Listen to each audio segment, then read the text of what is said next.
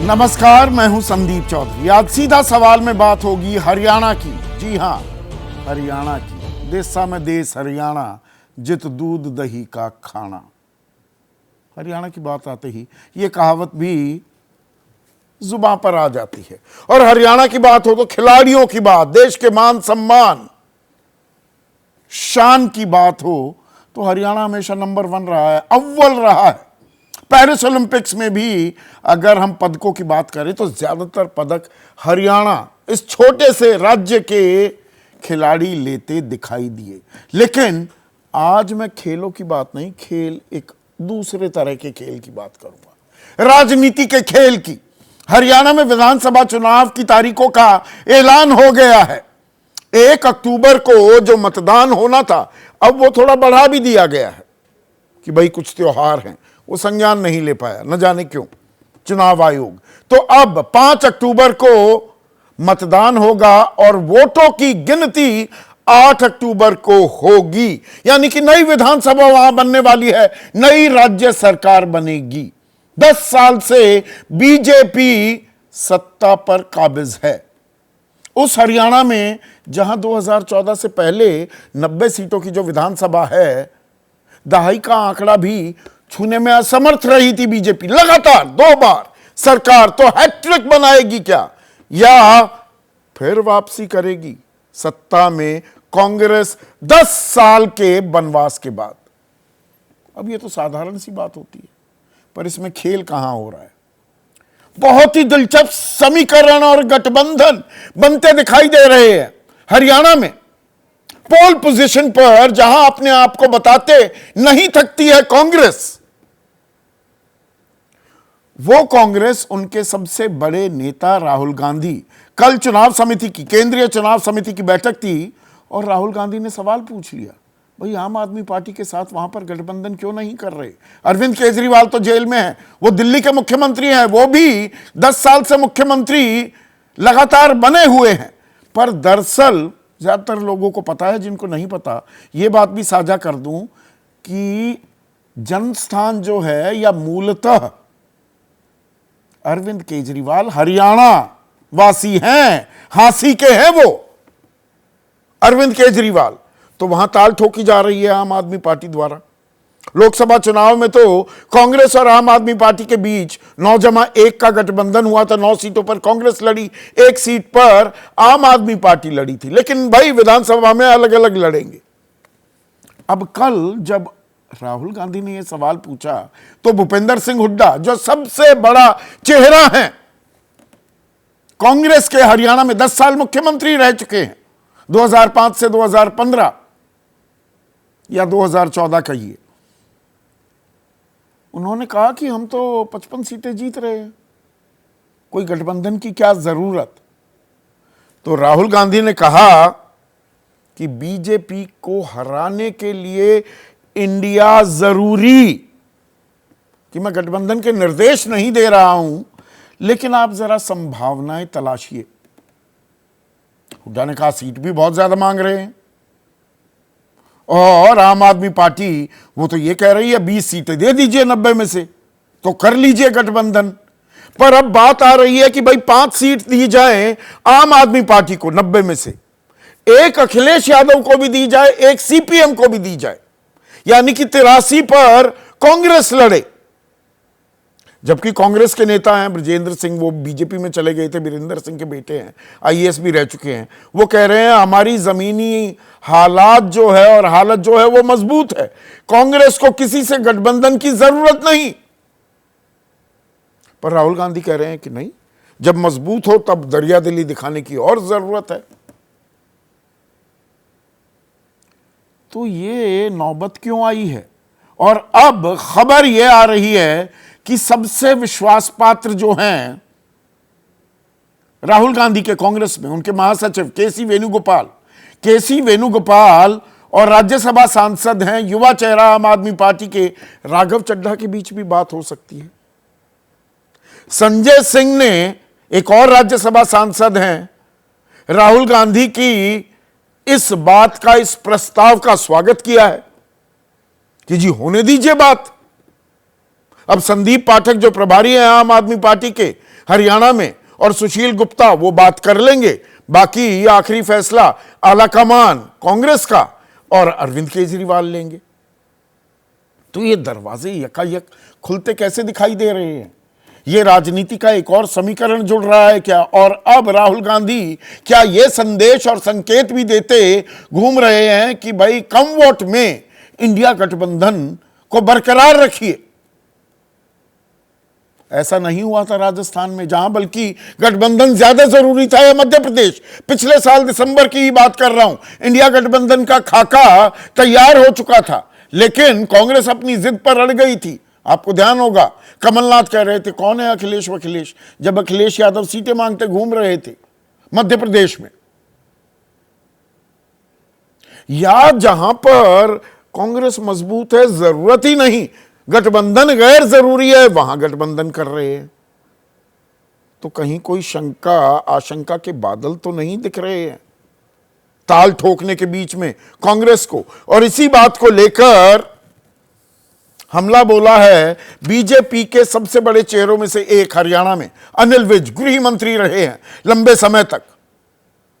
उन्होंने कहा कांग्रेस नेता बहुत बड़ी बड़ी बातें तो करते थे कि उनके पास चुनाव लड़ने वालों की कोई कमी नहीं है, लेकिन अब सच्चाई सामने आ रही है, गठबंधन की बातें चल रही हैं, कांग्रेस हरियाणा में अकेले चुनाव लड़ने में असमर्थ है। वो कह रहे हैं कांग्रेस अकेले लड़ी नहीं पाएगी। पर यहां जब घर वाले और बाहर वालों की बात होती है, भाई घर वाले कह रहे हैं अकेले लड़ सकते हैं, पर दिल्ली से संकेत आ रहे हैं, संदेश आ रहे हैं कि ठीक है जी, ये निर्देश नहीं पर संभावनाएं तलाशिए आम आदमी पार्टी के साथ। और उधर बीजेपी की बात करें कि अरे कांग्रेस बाहर वालों के साथ हाथ मिला रही है, तो 10 जो उम्मीदवार थे लोकसभा में उनमें से 6 तो बाहरी थे बीजेपी के, 6। 2 दिन पहले बीजेपी ज्वाइन की नवीन जिंदल ने, उदाहरण के तौर पर आपको बता रहा हूं। और कोयला घोटाले में बीजेपी सबसे ज्यादा हल्ला नवीन जिंदल को लेकर मनाती थी और मचाती थी कि सीधी ट्रेल है जी, इनको तो जेल में जाना चाहिए। 2 दिन पहले बीजेपी ज्वाइन की और कुरुक्षेत्र से उम्मीदवार बनाकर उतार दिया, अशोक तंवर को भी उतार दिया, अभी किरण चौधरी आई, उनको राज्यसभा भेज दिया। और अब जेजेपी जिसके पास सत्ता की चाबी थी, क्योंकि 40 सीटें आई 2019 के विधानसभा चुनाव में बीजेपी के पास, 46 का बहुमत का आंकड़ा है, 90 की क्योंकि विधानसभा है, तो जेजेपी का साथ लिया, पर उसको फिर दूध में से मक्खी की तरह, मक्खी को दूध से जैसे निकालते हैं वैसे निकाल दिया। और अब जेजेपी के जो विधायक हैं, 4 विधायक, टोहाना से देवेंद्र सिंह बबली, उकलाना से अनूप धानक, नारनौद से राम कुमार गौतम और बरवाड़ा से जोगीराम सिहाग, वो आ गए हैं बीजेपी में। तो इनको भी टिकट देंगे क्या? तो बीजेपी बाहरी वालों पर ही पूरा दांव वो भी लगा रही है क्या? और उधर दुष्यंत चौटाला की हालत क्या ये हो गई कि मां बेटे की पार्टी ही रह गई। एक और विधायक हैं अमरजीत ढांडा, वो बचे हुए हैं, 10 में से 3 ही रह गए। कहीं सिर्फ मां बेटी ही है, मां बेटा वो ही ना रह जाए पार्टी के नाम पर।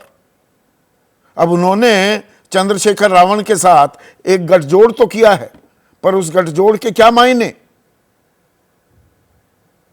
और आईएनएलडी जो ओरिजिनल थी, जिसमें से जेजेपी भी बनी, अब वो स्पेंट फोर्स या बेमानी हो गई है क्या हरियाणा की राजनीति में? तो हरियाणा में जो ये राजनीतिक दंगल सजा हुआ है और बाहर वाले घर वालों पर जो आफत मची हुई है, इसी पर आज हम चर्चा करने वाले हैं।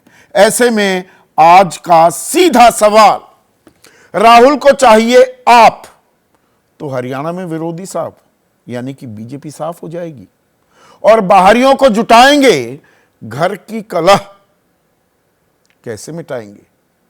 ये कांग्रेस के लिए भी लागू होता है और बीजेपी के लिए भी लागू होता है। बीजेपी की तरफ से महेश वर्मा मेरे साथ हैं, कांग्रेस के राष्ट्रीय प्रवक्ता सुरेंद्र राजपूत, जेजेपी के राष्ट्रीय प्रवक्ता दीप कमल, देश के सबसे बड़े चुनावी विश्लेषकों में से एक संजय कुमार और वरिष्ठ पत्रकार हरियाणा से ही ताल्लुक रखते हैं, हरियाणा को भी ट्रैक करते हैं, राष्ट्रीय खबरों को तो ट्रैक करते ही हैं, आदेश रावल। लेकिन आज बेहद ही खास मेहमान, बीजेपी के सबसे बड़े चेहरों में से शुमार हरियाणा में अनिल विज, गृह मंत्री भी रहे लगभग 10 साल। तो अनिल विज, आपका बयान भी मैंने सुनवाया दर्शकों को कि अरे कांग्रेस अपने आप चुनाव नहीं लड़ सकती, या दरअसल कांग्रेस आप तो बीजेपी पूरी तरह से साफ, यह डर आपको सता रहा है तभी ताल ठोक रहे हैं। नहीं, देखिए, जैसे ही हरियाणा का चुनाव प्रोसेस शुरू हुआ था तो कांग्रेस के सारे नेता, पूर्व मुख्यमंत्री भूपिंदर सिंह हुड्डा जी समेत, ये कहते नहीं थकते थे कि इस बार हमारे पास इतने कैंडिडेट हैं, हमारे पास इतनी एप्लीकेशंस आ रही हैं। मैंने तो उस वक्त भी कहा था कि ये तो मार्केटिंग का फंडा है कि ज्यादा लोगों का बताओ कि हमारे पास बहुत लोग हैं। अगर आपके पास बहुत लोग हैं थे तो फिर आप बाहर से सहायता क्यों ले रहे हैं? किस लिए ले रहे हैं बाहर से सहायता? आप कल तक तो कह रहे थे कि हमारे पास इतने कैंडिडेट हैं, इतनी एप्लीकेशंस आई हैं, और आज आप बाहर से ले रहे हैं क्योंकि असलियत ये है कि कांग्रेस हरियाणा में अपने दम पर चुनाव लड़ने नहीं लड़ सकती। कांग्रेस को अपनी कमजोरी का एहसास हो गया, इसलिए आउटसाइड सपोर्ट वो लेना चाह रहे हैं। नहीं, भूपेंद्र सिंह हुड्डा तो कह रहे हैं, कल उन्होंने कहा हम 55 तो अपने दम पर ही जीत जाएंगे, क्या जरूरत है। ये तो केंद्रीय नेतृत्व कह रहा है कि नहीं, पूरा सूपड़ा साफ कर दो, आम आदमी पार्टी भी साथ आ जाएगी तो विपक्ष इतना मजबूत हो जाएगा, बीजेपी पूरा सूपड़ा साफ, वो वापस दाही के आंकड़े से नीचे। भाई सालों साल आपने तो लड़ाई लड़ी है अनिल विज जी, आप सिंगल डिजिट 6 आदमियों की, सबसे ज्यादा विधायक 6 आदमी जीत पाए थे ना 2014 से पहले, कि वहीं ले आएंगे। ये ऐसा है, बयान जो मर्जी देते रहे कांग्रेस वाले, लेकिन असलियत वो भी जानते हैं। जिस प्रकार का 10 साल का कुशासन इन्होंने पहले चलाया, जिस प्रकार से इन्होंने किसानों की जमीनें सेक्शन 4 और 6 लगा लगाकर और सस्ते दामों पर बिल्डर माफिया ने खरीदे, लोग भूले नहीं है। जिधर से ये जाते थे किसान छुप जाते थे, जिधर से हुड्डा साहब की कार जाती थी किसान छुप जाते थे कि हमारी तो किसानों पर तो आपने ऐसी लाठियां बरसवाई, गोडे तोड़े, गट्टे तोड़े, शंभू बॉर्डर पर अभी तक बैठे हुए हैं वहां पर किसान। तो किसान हितैषी कौन है, ये तो अपने आप में अभी चुनाव बता देगा अनिल जी। देखिए, जो किसान बैठे हुए हैं वो पंजाब में बैठे हुए हैं, उसके लिए आप पार्टी बताए। पीपली में वो जो, आपको तो ध्यान है, आप गृह मंत्री थे, पीपली में क्या हुआ था, वो तस्वीरें अभी आपको ध्यान होगा ना।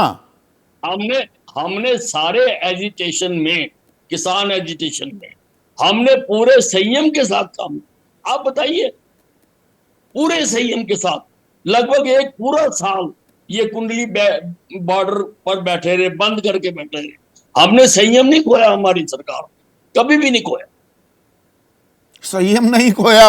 आपकी सांसद तो बताती हैं जी वहां पर तो लाशें टंगी हुई थी, लाशें टंग रही थी, बलात्कार हो रहे थे। कंगना रनौत ये कह रही है ना, नक्सली, आतंकवादी, पाकिस्तानी, किसानों को क्या क्या नहीं कहा गया। देखिए, हमने कभी नहीं कहा, हमने हमेशा कहा है कि ये अन्नदाता है ये, और हरियाणा का किसान सारे हिंदुस्तान के लोगों का पेट भरता है। हमने कभी नहीं कहा इसको। हमने तो बकायदा वहां पर मैंने मेडिकल वैन्स भेजी, उन दिनों कोरोना का था, इंजेक्शन लगाने के लिए मैंने गाड़ियां भेजी वहां पर। हमने कभी नहीं कहा, आपने नहीं कहा, पर आज आप सरकार के हिस्सा नहीं, आप कहते हैं कि इन्होंने इतना लूटा, लोगों का भरोसा ही नहीं। आपकी पार्टी को, आपके मुख्यमंत्री पर भरोसा नहीं था, लोकसभा चुनाव से पहले मनोहर लाल खट्टर को हटा दिया गया। ये तो vote of no confidence BJP ने अपने मुख्यमंत्री में ही दिखा दिया। ये आम आदमी का अपना, हर पार्टी का अपना अरेंजमेंट है।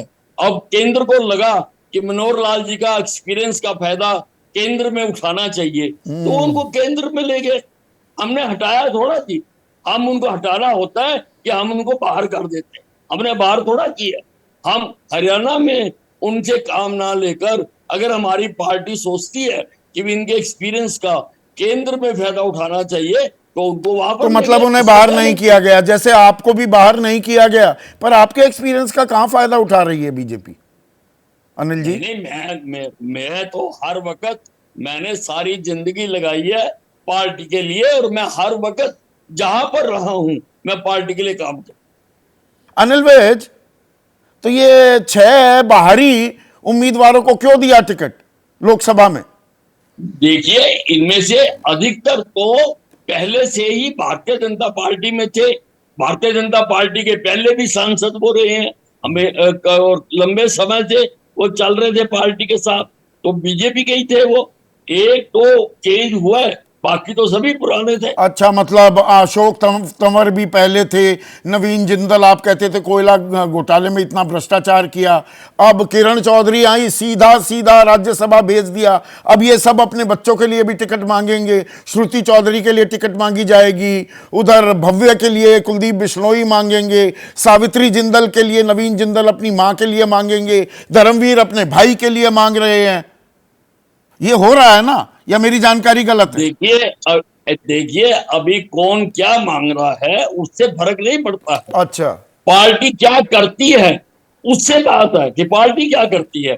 मांगने के तो कोई कुछ भी मांग सकता है, अपने सारे बच्चों के लिए मांग सकता है। ऐसा अभी कोई मांग रहे होंगे या नहीं मांग रहे होंगे मुझको मालूम नहीं है, लेकिन पार्टी ने अभी तक कोई, इसकी कोई लिस्ट नहीं आई है, किसी को भी अब देवेंद्र दी नहीं है। बबली, अनूप धानक, रामकुमार गौतम, जोगीराम सियाग, चारों जेजेपी के थे, आ गए बीजेपी में। चारों टिकट मांगेंगे ना, तो हाना, उकलाना, नारनौद, बरवाड़ा ये तो मांगेंगे। नहीं, देखिए, ये दावे से तो नहीं कहा जा सकता, ऐसी किसी कंडीशन के साथ उनको लिया नहीं गया है। अब जो पार्टी में है उनका हक भी बनता है अपनी टिकट मांगने का, और हमारी पार्टी देखेगी कि उनको टिकट देनी है या नहीं देनी है। अनिल जी, आप हरियाणा को इतना बारीकी से देखते हैं, इतनी एड़ियां घिसाई हैं, इतने साल काम किया है आपने, एक बात चल पड़ी है हरियाणा में, फिर बताइएगा कि मेरी जानकारी कहीं गलत तो नहीं, कि कांग्रेस को तो लोग जिता रहे हैं और बीजेपी आड़ ने उसके कार्यकर्ता हरवा देंगे, नाराजगी इतनी है। देखिए, कोई नाराजगी नहीं है। भारतीय जनता पार्टी का एक एक कार्यकर्ता लोकसभा में जो हमारी कुछ सीटें चली गई उससे आहत है। कुछ नहीं, आधी चली गई। शेर जो होता है, जो आहत शेर होता है वो ज्यादा खतरनाक होता है। हमारा एक एक कार्यकर्ता जो उस वक्त हमारा नुकसान हुआ उसकी भरपाई करने के लिए तैयार खड़ा है। तैयार खड़ा है, आप भी तैयार खड़े हैं, पर वो तैयारी, उसका संज्ञान कितना लिया जाता है ये बताएंगे। सुरेंद्र राजपूत, मतलब आम आदमी पार्टी के साथ करना पड़ रहा है गठबंधन, क्योंकि भरोसा नहीं है कि अकेले जीत जाएंगे, ये कह रहे हैं अनिल विज। अनिल विज पहले अपनी सीट जीत जाए इस बार, सहारनपुर के नाम अंबाला शहर की, जिम्मेवारी से कहता हूं निर्मल सिंह मोड़ा या उनकी बेटी दोनों हराएंगे इनको। बहुत हो लिया इनका नाटक, कभी कपड़ा शर्ट उतार देते, कभी पैंट उतार देते, अब तो भारतीय जनता पार्टी ने इनको उतार दिया। तो आज की डेट में करेंगे क्या, कहां रहेंगे, इनका खुद का नहीं पता। बातें बड़ी बड़ी कर रहे हैं, कह रहे हैं कि हमको यहां पे प्रत्याशी नहीं मिल रहे। अरे विज साहब, हम अकेले 55 से ज्यादा जीत रहे हैं, और तो फिर आम आदमी पार्टी की जरूरत क्यों पड़ गई? नहीं देंगे, ऐसा राहुल गांधी जी का मानना है। तो सुन तो लीजिए सर, वही तो जवाब दे रहा हूं आपको। आप अनिल विज क्यों बन जा रहे हो? मैं आपसे जो बोल रहा था कि आपको 90 की 90 हरा देंगे। अनिल विज साहब, आप हो कहां, और आपको तो वैसे कोई नहीं पूछ रहा, ना आप 3 में ना 13 में, ना आपको क्या नाम खट्टर के लोग पूछ रहे हैं, ना आपको नायब सिंह सैनी के लोग पूछ रहे हैं, ना आपको अमित शाह पूछ रहा है, ना नरेंद्र मोदी पूछ रहा है। आप ना नाचते रहो, घूमते रहो, कभी शर्ट उतार के घूमते रहो अंबाला शहर में, महेश नगर में, कभी पैंट उतार के घूमते रहो। कौन पूछ रहा है आज की डेट में आपको? बड़ी बड़ी बातें कर रहे हो। और आपको बताऊं, किसान आंदोलन शंभू बॉर्डर आपके क्षेत्र में है, अंबाला कैंट में है, अंबाला शहर से लगी हुई सीट है। आपको शर्म नहीं आती? कह रहे हो पंजाब में के उसमें, आप हरियाणा में घुसने नहीं दे रहे हो। आकी हो आप लोग किसानों के दुश्मन हो। वो किसानों को आप पाकिस्तानी समझ रहे हो और आप कह रहे हो कि हम उनको हरियाणा में नहीं घुसने देंगे। इतनी बड़ी बड़ी बैरिकेडिंग लगा रखी है आपने। सुरेंद्र राजपूत, पर एक चीज बताइए, जहां गठबंधन करना था वहां तो किया नहीं, वहां तो दम्भ और गुरूर में चूर रहे, अखिलेश वखिलेश करते रहे। अच्छा। वो मध्य प्रदेश हो चाहे वो राजस्थान, जहां दरअसल जरूरत नहीं है वहां गठबंधन करके दरियादिली दिखा रहे हैं आप। थोड़ी समझ में नहीं आई आपकी राजनीति। देखिए, ये आपकी सूत्र और आपकी सूचनाएं क्या कह रहे हैं संदीप भाई, मुझे नहीं पता। मध्य प्रदेश में हमसे कमी हुई, गलती हुई और उसको हमने स्वीकार भी किया। और गलती को स्वीकार करना कोई बड़ी चीज, क्या नाम, कोई छोटी चीज नहीं होती, हम स्वीकार करते हैं। रही बात हरियाणा में, तो निश्चित तौर पर ऐसा अभी कोई गठबंधन का ना तो फैसला हुआ है। हम लोग अपनी ताकत से पूरा, चाहे वो रणदीप सुरजेवाला साहब हो, चाहे हुड्डा साहब हो, चाहे दीपेंद्र जी हो, चाहे शैलजा जी हो, देखिए सब लोग सभ्य समाज में, एक मिनट सुनिए, क्या कहा कल राहुल गांधी ने केंद्रीय चुनाव समिति में कि भाई क्यों नहीं कर रहे। अच्छा, अब देखिए, इंडिया होना चाहिए साथ, मैं निर्देश नहीं दे रहा हूं पर संभावनाएं तलाशिए। सभ्य भाषा में इसमें यह होता है कि भैया कर लीजिए गठबंधन, मैं बता रहा हूं आपको। इसीलिए केसी वेणुगोपाल और अब राघव चड्ढा की बातचीत हो रही है या होने वाली है। मैं आपको बताऊं, मुझे नहीं पता किसकी बातचीत हो रही है। मेरा राष्ट्रीय नेतृत्व और उनका राष्ट्रीय नेतृत्व तो पहले भी मिलता आया, अभी भी मिलेगा। मैं आपसे बड़ी साफ साफ बात कह रहा हूं कि हमारा जो राष्ट्रीय नेतृत्व या हमारा हरियाणा का नेतृत्व एक दूसरे को विश्वास में लेकर के ही कोई फैसला करेगा। और रही बात, अगर गठबंधन होता है तो भी क्या बुराई है, और गठबंधन कमजोरी की निशानी है ऐसा क्यों आप मानते हो? गठबंधन तो मजबूती की भी निशानी होता है। हम तो कह रहे हैं कि 10 के 10, क्या नाम, जो अगर सीट हम नहीं आपको जीतने देंगे, 90 की 90 अगर हम आपको सीटें नहीं जीतने देंगे तो उसमें बुराई क्या है? मैं तो आपसे साफ साफ कह रहा हूं ना कि हम किसी संभावना को नकार नहीं रहे, लेकिन समाजवादी पार्टी जिसकी कोई वक्त नहीं है हरियाणा में, उसको भी एक सीट देने को तैयार। अरे 4 ही तो मांग रहे थे मध्य प्रदेश में, वो तो दी नहीं गई। आप जितना चाहें कटाक्ष कर लीजिए। जब मैंने एक लाइन में बात खत्म कर दी कि मध्य प्रदेश में कमी हुई हमारी, और हमने उस कमी की भरपाई लोकसभा इलेक्शन में उनको सीट दे करके करी। हमने पूरी एक लोकसभा की सीट उन्हें दी थी या नहीं थी, आप बता दो। दूसरी बात, अगर हरियाणा में श्री अखिलेश यादव जी एक स्टार कैंपेनर बनकर के आते हैं तो महेंद्रगढ़ का एरिया हो, चाहे गुड़गांव का एरिया हो, चाहे और कोई एरिया हो, अहिरवाल वाला सारा का सारा एरिया हो, वहां पर क्या फर्क पड़ेगा आप इस चीज को देखिएगा। और अखिलेश यादव जी हो चाहे कोई हो, इन्होंने कोई भी अपनी डिमांड नहीं रखी है। ठीक है, हमारा राष्ट्रीय ठीक है, ये समीकरण पर ये क्या कहते हैं, तो आपको दिक्कत क्या? ठीक है, नहीं, मुझे क्या दिक्कत होगी। प्रदीप कमल, ऐसे में आप कहां रह गए? कमल ने तो साथ छोड़ दिया और कमल के सहारे आपके विधायक भी जाने लगे, 2 चले गए कांग्रेस में भी, बचे क्या? मां बेटा।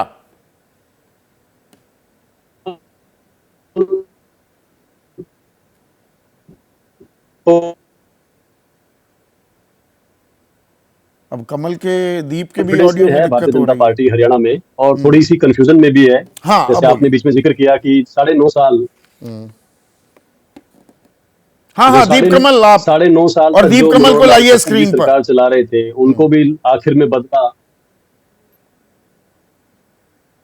और मनोहर लाल जी को भी बदला, अलायंस को भी तोड़ा, इस आती आत्मविश्वास में कि 10 की 10 सीटें जीतेंगे और 10 की 10 सीटें कमल के निशान पर जीतेंगे हरियाणा की। और उसका परिणाम क्या रहा? हाफ हो गए, आधा हो गए सीधा। तो ये दिशाहीनता और ओवर कॉन्फिडेंस का मिक्सअप है हरियाणा में तो भारतीय जनता पार्टी के अंदर। लेकिन जहां तक आम आदमी पार्टी और कांग्रेस की बात, जैसे आप हरियाणा में हो रही है और लग रहा है कि वो उनको कर लेंगे एडजस्ट, ये कहीं ना कहीं हरियाणा के इतिहास में पहली बार हो रहा है 1966 के बाद, जब कांग्रेस पार्टी को एक ऐसी पार्टी बनकर हरियाणा में चुनाव लड़ना पड़ रहा है जिसको अलायंस की जरूरत रही हो। कांग्रेस पार्टी हमेशा फ्रंट रनर रही है, सबसे पहली पार्टियों में रही है, पहली या दूसरी, बस उस हिसाब से।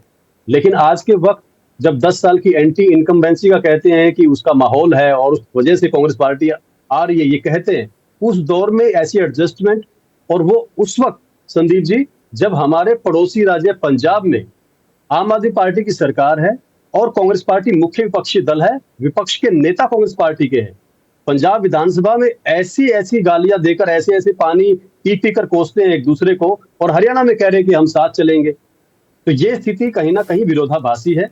मुझे ये लगता अच्छा, है कि विरोधाभास 2019 में नहीं दिखा था। बीच में जिक्र आ रहा है आपने कि कितनी हाँ, गालियां दी इंडिया थी अलायंस को कंटिन्यू करना है। बीजेपी को 2019 के चुनाव से पहले, विधानसभा चुनाव से पहले कितनी गालियां दी थी? देखिए, मतलब आप करे तो सही, आप करे हाँ, रासलीला, उसी दूसरा करे कैरेक्टर ढीला। नहीं नहीं नहीं नहीं, मैं नहीं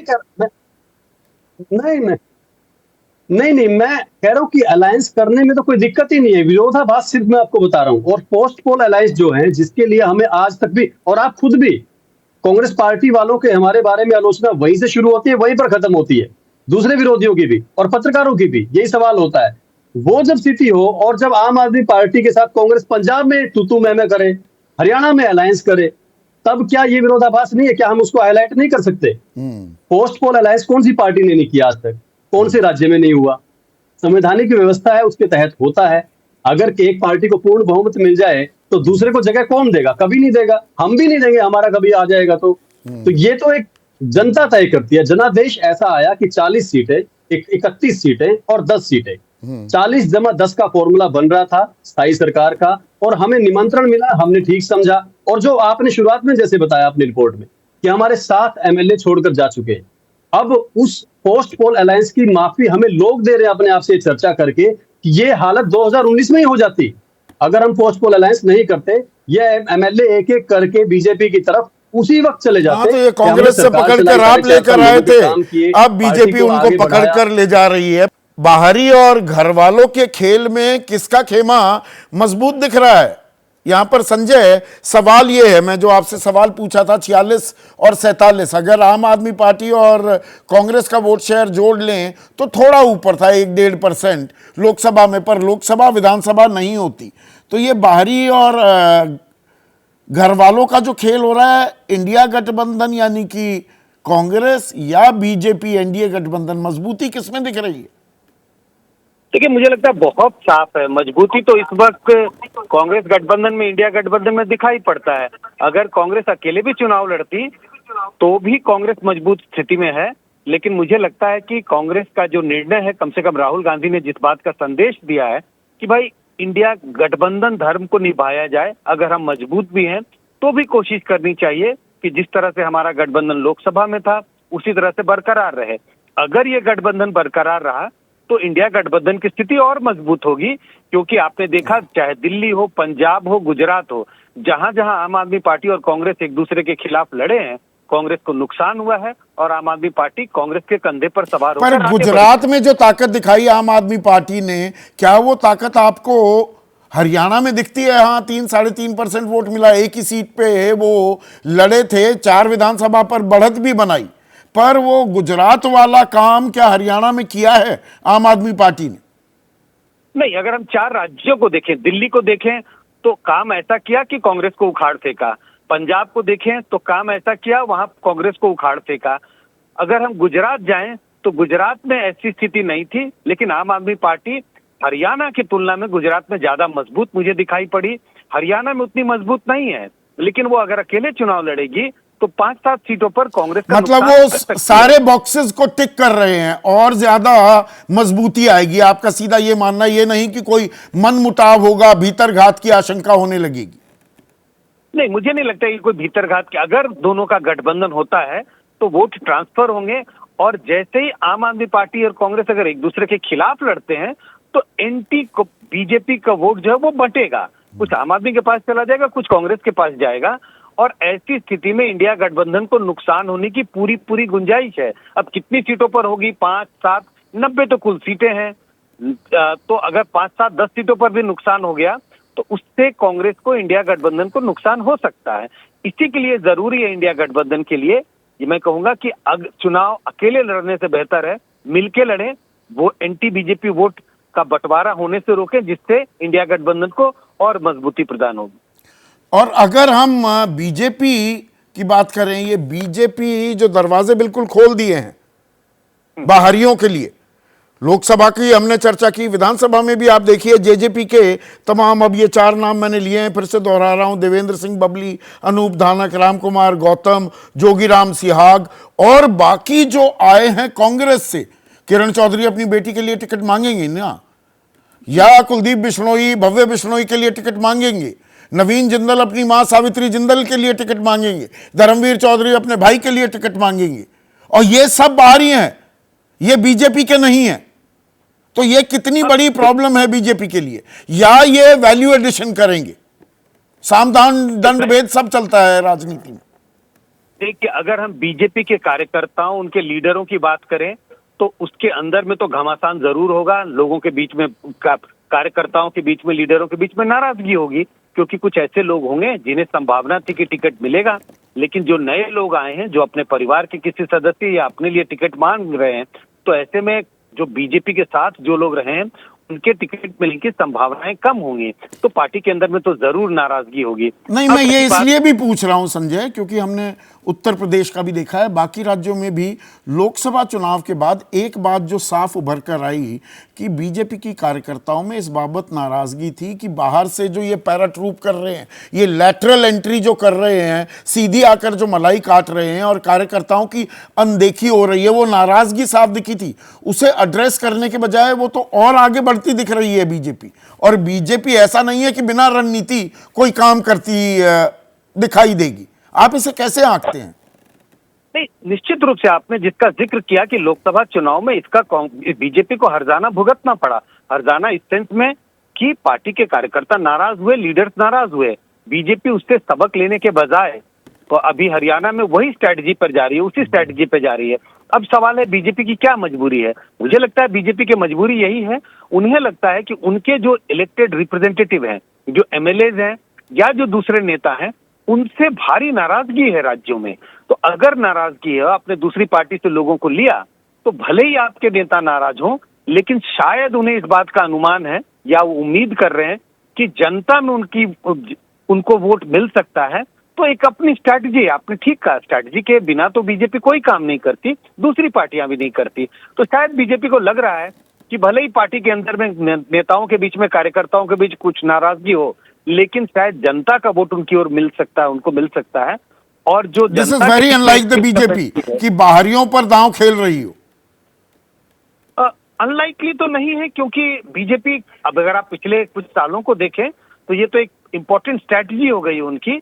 अगर आप हरियाणा के लोकसभा चुनाव को भी देखें, 14 का, 19 का या 24 का, आप देखें बड़ी तादाद में कांग्रेस से नेता जो आए उनको टिकट दिया गया।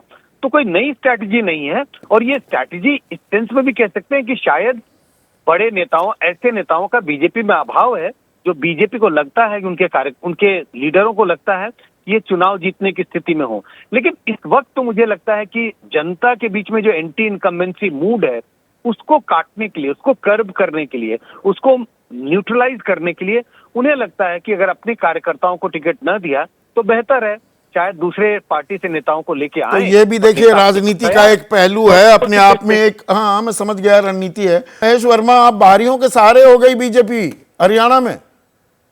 आइए आइए, जिसको आना है आइए, टिकट पाइए।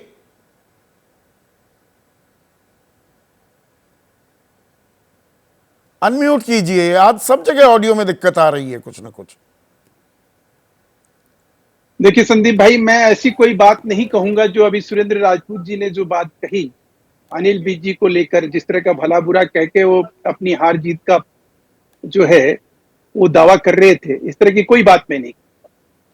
सबसे पहली बात तो ये मैं कहूंगा कि राहुल गांधी जी के इस बयान से एक चीज तो स्पष्ट हो गया कि उन्होंने जो भूपेंद्र हुड्डा जी का जो मजा था 55 का, उसका तो उन्होंने किरकिरी निकाला। शायद वो इस बात से अनजान है कि आज जो है दिल्ली कांग्रेस जो है वो कहीं ना कहीं केजरीवाल को पानी पी पी के जो है यहाँ उसके भ्रष्टाचार के खिलाफ, इसी प्रकार से पंजाब में जहां अकेले जो है कांग्रेस लड़ी, अकेले आम आदमी पार्टी लड़ी, और उसका नेता जो है आज ये कह रहा है कि नहीं हमारी अब इसकी जरूरत है। तो ये भी लगे हाथ, ये भी डिसाइड कर देना चाहिए था जो केंद्रीय चुनाव समिति है कांग्रेस की, कि भाई अब पंजाब कांग्रेस और दिल्ली कांग्रेस जो है मुंह पे या तो मास्क लगा के बात करेगी या टेप लगा के बात करेगी। अच्छा एक चीज क्योंकि बताइए महेश ये भाई, जो कुछ भी एक है, सेकंड, एक छोटी सी इंटरवेंशन कर आप लूं। कहेंगे, मुझे मालूम है कि क्या आप क्या कहूंगा? कहेंगे। आप नारायण राणे, हेमंत बिस्व शर्मा, शुभेंद्र अधिकारी ना और ना ना ये ना सारे नाम ना गिनाएंगे। ना नए नाम हाँ, गिनवाता हूँ थोड़े नए, बताइए। जिसे जी गठबंधन जी किया भाई ना, वो जी, वही वो आप करे तो रासलीला, दूसरा करे कैरेक्टर ढीला, वो करे तो कैरेक्टर एनसीपी, ढीला, बिल्कुल। NCP naturally corrupt party 70,000 crore का घोटाला किया, 3 दिन बाद अजित पवार जी, आ गए आपके साथ और खजाना सौंप दिया, बिल्कुल महाराष्ट्र के वित्त बिल्कुल। मंत्री बना दिए। अरे बाप बेटे ने पूरा कश्मीर लूट लिया, वो बेटे को विदेश राज्य मंत्री बनाया अटल बिहारी वाजपेयी ने, अभी की बात नहीं, और बाप बेटी ने लूट लिया, उसके साथ आधा आधा सरकार साझा की। मुफ्ती मोहम्मद सईद और महबूबा मुफ्ती की बात कर रहा हूं। तो आप करें तो वो ठीक है। हाँ, हाँ, आपसे नहीं, वही सीख बात रहे तो हैं। जनता को समझ में आनी चाहिए। नहीं, आप जैसे बुद्धिजीवी पत्रकार और आपके दर्शकों को समझ में आना चाहिए कि भाई देखो कितना बड़ा सवाल आपने उठाया। भ्रष्टाचार के मामले में आप क्या बोल रहे हो? आप भारतीय जनता पार्टी के ऊपर कह रहे हो कि वॉशिंग मशीन लेकर बैठी हुई है, धोबी घाट और आज वही कर दिया। पार्टी का अब मेरे नहीं, आप ही के सर्वोच्च नेता, आप ही के खास समर्थक कह रहे हैं वॉशिंग मशीन पुरानी हो गई, धोबी घाट खोल दिया है। नहीं, मैं वही कह रहा हूँ कि हमारे ऊपर जो है धोबी घाट, वॉशिंग मशीन, पता नहीं क्या क्या उपमा और अलंकार से हमें अलंकृत किया जा रहा है। हाँ। आज ऐसी मर्यादा, ऐसी नैतिकता, शराब के मामले में, भ्रष्टाचार के मामले में, बंद लोगों के लिए, जिनके पार्टी के कार्यकर्ता जो है सड़कों पे उतरे हुए हैं पंजाब में और दिल्ली में, आज राहुल गांधी उनको क्या समझाएंगे? और आपके दर्शक और हरियाणा के वोटर उसको क्या समझ में आएगा? तो वही तो उसको पूछना चाह रहा हूँ, नवीन भी तो जिंदल की सीधी ट्रेल है, भ्रष्टाचार किया कोयला घोटाले में, उसको सांसद बना दिया बीजेपी ने, टिकट दी। देखिए, मैं फिर आपसे कह रहा हूं कि नवीन जिंदल को भ्रष्टाचार किया, आप जो ये बात कह रहे हैं, आप एक जिम्मेवार पत्रकार हैं कि भ्रष्टाचार किया, ऐसी बात नहीं बोलनी चाहिए। अच्छा, आपने बोला भाई, मैं नहीं बोल रहा हूं, ये आपके आरोप थे। हाँ भाई, 2011, 12, 13 सब निकाल, एक बार रिसर्च कर लीजिए प्लीज, थोड़ा सा हल्का सा गूगल करने की जरूरत है, सब आ जाएंगे। संदीप भाई, मैं आपसे एक चीज पूछना चाहूँ। एक तो ये बात आपने कही, दूसरा आ जाओ जेजेपी, आपका दूसरा मुद्दा था कि भाई हरियाणा में जेजेपी को गले आप क्यों लगा रहे हो? आप बड़े चाव से एक बात कहते हो, बड़े मजे ले के बात करते हो कि ये वही जेजेपी है कि मलाई काटती रही। हाँ, काटती रही। आज अपनी उपलब्धि ये क्या? हाँ, अब ये मैं पूछना और समझना चाहेगी ना हरियाणा की जनता की, भाई तेरे पास क्या है कहने के लिए? तो बीजेपी सरकार के साथ था, उनकी उपलब्धि को बताएगा, समझाएगा, कहेगा। पर आपने भी मलाई कटने दी ना, वो दिख रहा है ना। सवाल बीजेपी से भी पूछे जाएंगे, मलाई कटने दी आपने। हम तो कहेंगे ना, नहीं, हम तो कहेंगे ना, हम जो मलाई काटे हैं वो हमारे पास प्रमाण है उसका।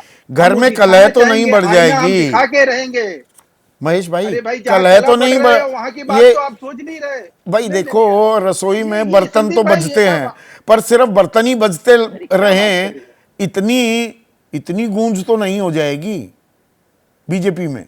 नहीं, ऐसा कुछ नहीं, ऐसा कुछ नहीं होना है।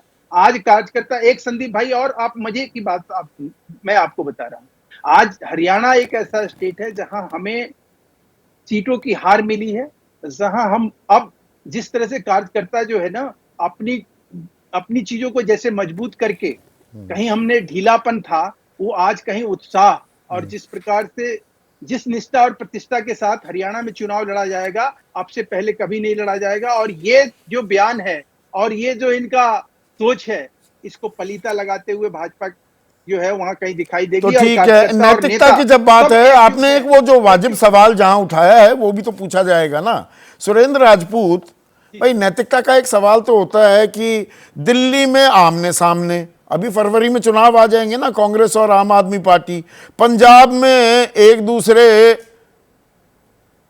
पर जबरदस्त राजनीतिक प्रहार आप करेंगे, और इन दोनों राज्यों के बीच या इन दोनों सरकारों के बीच फंसता है हरियाणा, वहां पर आप गलबैयां करेंगे। ये कमाल की पॉलिटिक्स है पार्टनर आपकी। संदीप भाई, आप क्या चाहते?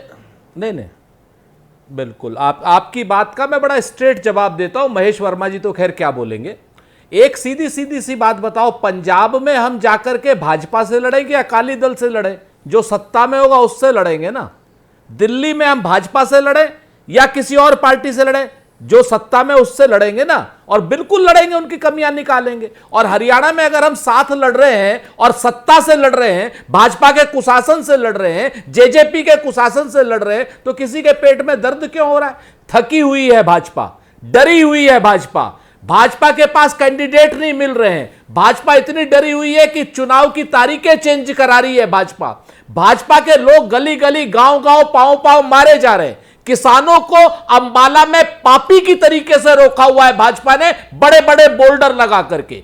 पंजाब के किसान ना हो गए, वो ऐसा लग रहा है जैसे पाकिस्तान से लोग आ रहे हैं, टैंक आ रहे हैं दुश्मन के। वहां बैठा रखा है शंभू बॉर्डर पे, ससुराल है मेरी वहां पर, जो अनिल विज के चुनाव क्षेत्र है। तो सच बात यह है कि आज की डेट में हम अनिल विज को भला बुरा नहीं कह रहे हैं महेश जी। अनिल विज ने जो किया वो अब बता रहे। अनिल विज कभी शर्ट उतार करके प्रदर्शन करता था, कभी पैंट उतार के प्रदर्शन करता वो था। बात तो आपने कई फोटो बार भेज दोहरा देना। दी। नहीं, वो कई बार एक ही बात को दोहराने का, उससे कोई बात ज्यादा रेखांकित नहीं होती है।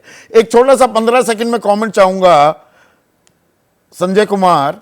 तो हरियाणा में अब जेजेपी और चंद्रशेखर रावण का भी गठबंधन है, पर लड़ाई क्या हम सीधा माने कि बीजेपी और कांग्रेस के बीच है। अब उसमें आम आदमी पार्टी जुड़ जाए तो थोड़ा और मजबूती होगी, पर यह सीधी टक्कर कांग्रेस और बीजेपी की है।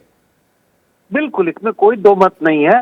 मेरा अपना मानना है, बिल्कुल सीधी टक्कर कांग्रेस और बीजेपी के बीच में है।